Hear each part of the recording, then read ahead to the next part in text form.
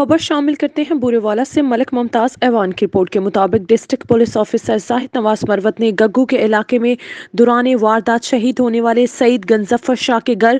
کلخوانی کے موقع پر پہنچے اور لواحقین سے اظہار افسوس کیا اور کہا کہ ہم آپ کے غم میں برابر کے شریک ہیں۔ عوام کو انتہائی سفاکی سے جان و مال سے محروم کرنے والے سفاک ڈاکو کو انجام تک پہنچانے تک وہاڑی پولیس چین سے نہیں بیٹھے گی اور خون پسینہ ایک کر دے گی۔ اس موقع پر ڈی پی او وہاڑی زاہد نواز مروت نے شہید ہونے والے سید گنظفر شاہ کے بچوں سے ملے اور ان کے ساتھ دلی ہمدردی کا اظہار کرتے ہوئے ان کو گود میں لیتے ہوئے پیار کیا اور دستے شفقت رکھتے ہوئے کہا کہ کسی بھی قسم کا کوئی مسئلہ ہو تو ہمارے دروازے ہمیشہ آپ کے لیے کھلے ہیں۔